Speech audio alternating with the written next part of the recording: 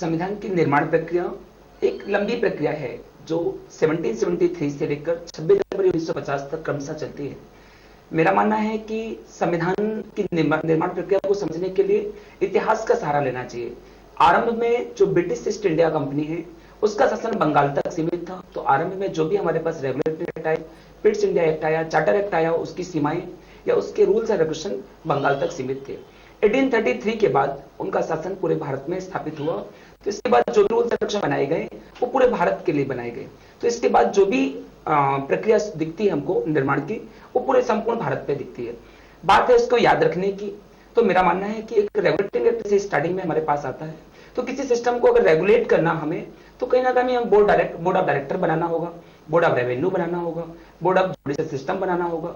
तो इस तरह के फैक्ट आपको रेगुलेटरी एक्ट के आसपास दिखेंगे।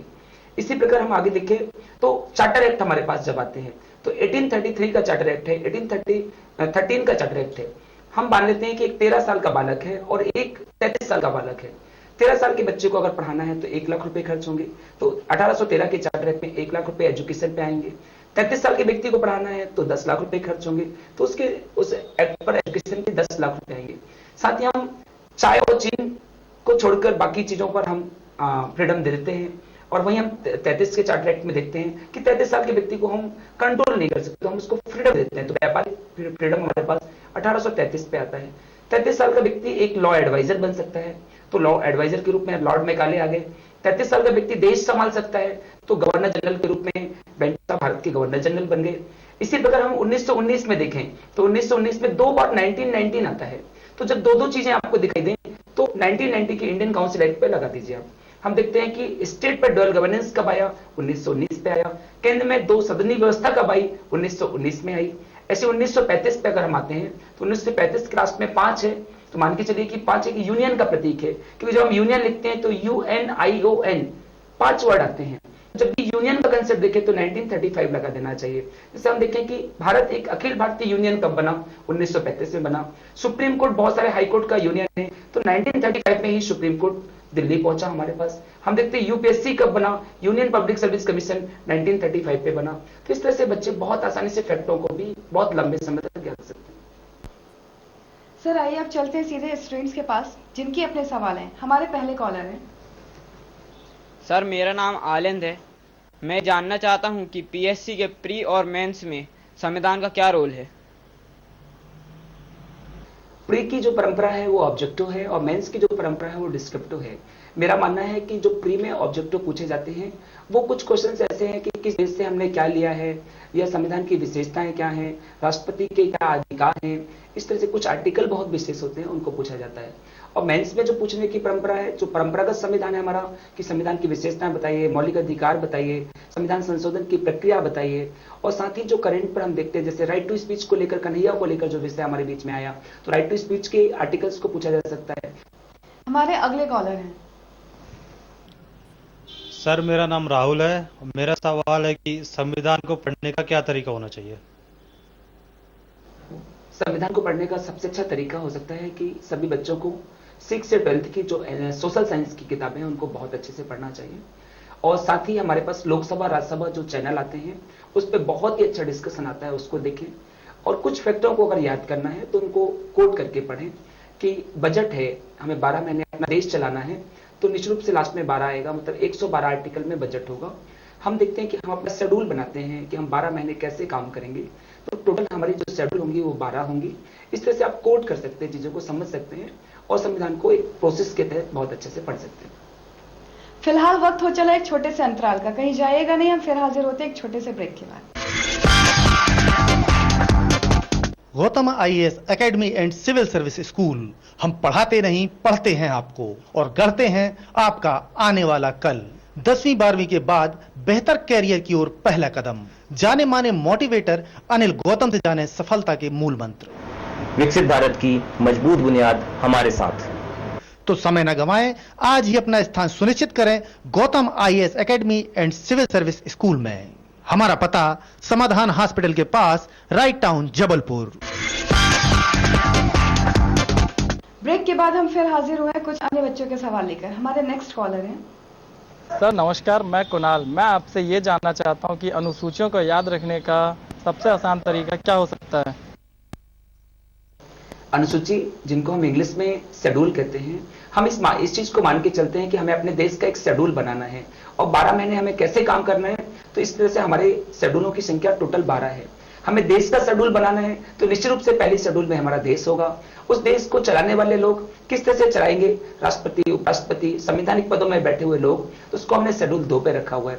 उनको दिशा निर्देश कौन देता है? एक संविधान देता है। तो वो संविधान की शपथ लेते हैं, तो शपथ वाली जो बात है वो संविधान के हम शेड्यूल 3 में देखते हैं। और चारों तरफ से लोगों को हम जोड़ते हैं कि हमारे कार्य बहुत अच्छे से संपादित हों। तो राज्यसभा में हम चारों तरफ से लोगों को लेते हैं, तो चौथी शेड्यूल पर राज्यसभा को रखा हुआ है। और हमारे देश के सबसे महत्वपूर्ण लोग जो आदिवासी हैं, जनजातियां हैं, उनको हम शेड्यूल 5 में रखते हैं। और जो बची हुई जनजातियां हैं उनके लिए हमने एक कोड बना लिया है, आमे मित्र। असम, मेघालय, मिजोरम और त्रिपुरा को हम 6वीं अनुसूची पे रखते हैं। और हम इन सबको समाहित करके हम उनके कार्यों को बांट लेते हैं कि केंद्र सूची पे क्या होगा, राज्य किन कार्यों को संपादित करेगा और मिलकर किन कार्यों को संपादित करेंगे, तभी हम सफल होंगे। तो हम सफल मतलब 7वीं अनुसूची पे उनको रखते हैं। और उनको काम सौंपने के बाद हम 8वीं अनुसूची पर उनसे संपर्क करेंगे भाषा के माध्यम से। तो भाषा को हमने 8वीं अनुसूची पर रख दिया है। और इसी दौरान हमें कुछ महत्वपूर्ण चीजों पर बार बार संशोधन नहीं करना है। तो हम नहीं करना है मतलब 9 पे चीजें आएंगी। तो 9वीं अनुसूची पर उन विषय को रखा गया है जो बहुत महत्वपूर्ण है, जैसे भूमि सुधार अधिनियम। ऐसे ही 10वीं अनुसूची, 10वीं क्लास के बाद बच्चे अपना दल बदलते हैं। कोई आर्ट्स ग्रुप में जाता है, कोई कॉमर्स में जाता है, कोई मैथ साइंस में जाता है। तो 10वीं अनुसूची को हमने ऐसे जोड़ लिया कि 10वीं के बाद दल बदल करते हैं, तो दल बदल कानून 10वीं अनुसूची में आएगा। हम गांव जाते हैं तो गांव में सड़कें बहुत ही लिमिटेड होती हैं, तो वहां हमें पैदल ही 11 नंबर की बस से 2 पैरों से जाना होता है। तो 11वीं अनुसूची पे ग्राम पंचायत को रख दिया। और हम 12वीं पास होने के बाद शहरों में पढ़ने आते हैं, नगर में पढ़ने आते हैं, तो नगर निगम को हमने 12वीं अनुसूची में रखा। तो 1 से हम 12 अनुसूची को याद करने की एक स्टोरी बना सकते हैं। आइए चलते हैं हमारे अगले सवाल की ओर। हेलो सर, मेरा नाम रुचि है। मैं ये जानना चाहती हूँ कि कैग, यूपीएससी और इलेक्शन कमीशन को याद रखने का तरीका क्या है? कैग हमारे संविधान के आर्टिकल 148 पे दिया हुआ है। यूपीएससी हमारे संविधान के आर्टिकल 315 पे दिया हुआ है। और हम देखते हैं कि चुनाव आयोग जो है 324 पे दिया हुआ है। अगर तीनों को याद करना है तो बच्चों को तीनों को एक साथ लिख लेना चाहिए कि कैग के जो अध्यक्ष हैं या यूपीएससी के जो अध्यक्ष हैं या इलेक्शन कमिश्नर के जो अध्यक्ष हैं, उनको तीनों को एक साथ लिख लें तो तीनों के बारे में एक साथ जानकारी कलेक्ट कर सकते हैं। हम देखते हैं कि एक मान लेते हैं हम कि कैग को एक आर्थिक न्याय करना है और यूपीएससी को अच्छे प्रशासनिक न्याय करना है, या हम देखते हैं कि चुनाव को एक राजनीतिक न्याय करना है। तो मान लिया कि तीनों की जो योग्यताएं होती हैं वो न्यायाधीश के इक्वल होना चाहिए सुप्रीम कोर्ट के। साथ ही हम देखते हैं कि तीनों का कार्यकाल लगभग एक समान होता है। तीनों का कार्यकाल 6-6 वर्ष का होता है। ये 6-5 ईयर्स इन दोनों में से जो पहले पूरा हो जाता है उसको माना जाता है। तीसरा, हम देखते हैं कि तीनों की नियुक्ति प्रेसिडेंट के द्वारा की जाती है और तीनों किसी भी तरह से संवैधानिक रूप से कुछ गलतियां करते हैं तो उन पर राष्ट्रपति के माध्यम से एक इम्पीचमेंट प्रोसेस लगाई जाती है। और तीनों का हम वेतन देखते हैं कि भारत सरकार की संचित निधि से दिया जाता है। इस प्रकार एक को पढ़कर हम तीनों को याद रख सकते हैं तो बच्चे बहुत आसानी से इस पैकेट को बहुत लंबे समय तक याद रख सकते हैं। यहाँ फिर वक्त हो चला एक छोटे से ब्रेक का। कुछ ही पलों में हम फिर हाजिर होते हैं। संस्कारधानी जबलपुर से प्रकाशित राष्ट्रीय साप्ताहिक अखबार प्रगल्भ सत्ता। केवल अखबार नहीं, बौद्धिक सत्ता का खजाना। साप्ताहिक प्रगल्भ सत्ता यूपीएससी, स्टेट पीएससी और अन्य प्रतियोगी परीक्षाओं के लिए खास अध्ययन सामग्री, नेशनल इंटरनेशनल इश्यूज पर विश्लेषणात्मक मटेरियल, करंट अफेयर्स और सब्जेक्ट मटेरियल का बेजोड़ संकलन। प्रत्येक शुक्रवार को प्रकाशित आपका अपना अखबार प्रगल्भ सत्ता। ब्रेक के बाद एक बार फिर प्रगल्भ कैरियर टॉक शो में आपका स्वागत है। गौतम सर, संविधान के अनुच्छेद को लेकर हमेशा भ्रम की स्थिति रहती है, इन्हें याद रखने का कोई आसान तरीका हो तो बताएं। हमारे संविधान में 395 अनुच्छेद दिए गए हैं और उनमें काफी अनुच्छेद ऐसे महत्वपूर्ण होते हैं जिन्हें हमें याद रखना पड़ता है एग्जाम की दृष्टि से। उनको हम डायरेक्ट भी याद रख सकते हैं और हम उनको कोड करके भी याद रख सकते हैं। जैसे हम देखें कि हमारे देश में हमें 12 महीने का एक बजट बनाना है कि कैसे चलाना है, तो संविधान के 112 आर्टिकल पर बजट का वर्णन है। हम देखते हैं कि हमारे यहाँ मनी जो प्रोसेस होती है, दशमलव प्रोसेस होती है, 10,000, 10 लाख ऐसी प्रोसेस होती है। तो जो मनी बिल होगा हमारे संविधान में आर्टिकल 110 में होगा। ऐसे ही हम देखते हैं राइट टू कॉम्पिटिशन, हम 10th के बाद छोटे छोटे कॉम्पिटिशन देने के योग्य बन जाते हैं। तो हम 6 इयर्स में हमारा नाम लिखा जाता है और हम 10th पास होते हैं तो लगभग हम 16 साल के होते हैं। तो आर्टिकल 16 में राइट टू कॉम्पिटिशन की बात होगी। यदि हम लाइन से आर्टिकल याद रखने हैं तो हम क्या कर सकते हैं, जैसे आर्टिकल 12 में है तो सबसे पहले किसी चीज की परिभाषा होती है। तो हम मान लेते हैं कि माँ 12 साल के बच्चे को समझाती है कि बेटा अधिकार क्या होते हैं, उसकी परिभाषा समझाती है। वो बच्चा क्वेश्चन करता है कि माँ यदि इन अधिकारों पे कोई गलतियां होती हैं तो हम क्या करेंगे, तो बेटा उस पर एक विचार होगा, बड़े बुजुर्ग बैठ के विचार करेंगे, जो गलत होगा उसको पनिशमेंट दिया जाएगा। तो विचार मतलब न्यायिक पुनर्लोकन की बात हमें आर्टिकल 13 में मिल जाएगी। तो बच्चा पूछेगा कि माँ विचार किस आधार पर होगा, तो माँ जवाब देती है कि बेटा जो विचार होगा बराबर के अधिकार पे होगा। तो इक्विटी बिफोर लॉ की बात हमारे आर्टिकल 14 पे होगी। वो पूछता है माँ मैं काला हूं, मेरा दोस्त गोरा है, मैं गांव का हूं, वो शहर का है। तो माँ ने जवाब दिया कि जब भी न्याय होगा तो रंग, मूल, जाति के आधार पर कोई अंतर नहीं किया जाएगा। ये आर्टिकल 15 कहता है। फिर वो कहता है तो मतलब मैं भी हर एक चीज को फाइट कर सकता हूँ, हाँ कर सकते हो। तो आर्टिकल 16 में राइट टू कॉम्पिटिशन आ गया। वो किसी कॉम्पिटिशन में सेलेक्ट होता है तो किसी जगह जॉब आता है करने के लिए, तो बात सिखाती है जहां भी जाना वहां छुआछूत मत करना, भेदभाव मत करना। तो इसकी बात हमारे आर्टिकल 17 पे दी गई है। और आपने जिस डिग्री को पाया है, जिस चीज को पास किया है, उस पर भी घमंड मत करना। तो उपाधियों का जो अंत है वो 18 आर्टिकल पे दिया हुआ है। और साथ ही माँ ये सिखाती है कि बेटा जहां भी जाना मन वचन कर्म से किसी को दुखी मत करना, परेशान मत करना। इस तरह की चीजें बोलना जिससे कोई हमारा समाज, हमारा राष्ट्र प्रभावित हो। वो राइट टू स्पीच, जिसका बहुत बड़ा विषय एक कन्हैया के रूप में हमारे देश पे बना हुआ था।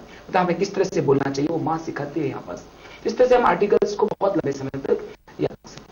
अब वक्त हो चला है हमारे पिछले एपिसोड में पूछे गए प्रश्न का जवाब ट्रिक के माध्यम से जानने का। हमारा प्रश्न था कि संविधान के भाग 1 से भाग 22 तक ट्रिक के माध्यम से कैसे याद रखा जाए। हमारे संविधान को 1 से 22 भागों पे बांटा गया है। हमें इन्हें याद रखना है। तो हम मान लेते हैं कि हम किसी देश जाते हैं, वहां लोग हमसे प्रश्न करते हैं कि आप किस देश से आए हैं, हम भारत देश से आए हैं। तो भारत देश को भाग 1 में रखा गया है। आपके भारत देश में कौन रहता है, तो हम देखते हैं नागरिक रहते हैं, तो नागरिकता भाग 2 पे रखी गई है। उनको वो कैसे रहते हैं, उनको जीवन जीने के लिए अधिकार दिए गए हैं, तो मौलिक अधिकारों को भाग 3 पे रखा गया है। वो अधिकारों का कैसे उपयोग करते हैं, उनके कुछ प्रिंसिपल है, उनके कुछ कर्तव्य हैं। तो हम देखते हैं कि प्रिंसिपल्स को और कर्तव्यों को भाग 4 पे रखा गया है। इन इतने प्यारे से देश को आपके चलाता कौन है, पिता चलाते हैं, राष्ट्रपति चलाते हैं, यूनियन चलाता है, तो उसको भाग 5 पे रखा गया है। वो किसके सहयोग से चलाते हैं, सभी राज्यों के सहयोग से चलाते हैं, तो राज्यों को भाग 6 पे रखा गया है। हम देखते हैं कि संघ सबसे ऊंचा होता है, उससे छोटे राज्य होते हैं, और हम देखते हैं कि राज्य और विशेष राज्य भी बनाए जाते हैं, उनको हम भाग 7 पे रखते हैं। और राज्यों से छोटा केंद्र शासित प्रदेश होते हैं, तो केंद्र शासित प्रदेश को 8 पे रखा गया है। उनसे छोटे गांव होते हैं, तो गांव को भाग 8 पे रखा गया है, हम भाग 9 पर रखा गया है। और हम उससे छोटे देखें तो छोटे छोटे ST SC क्षेत्र होते हैं, तो उनको भाग 10 पे रखा गया।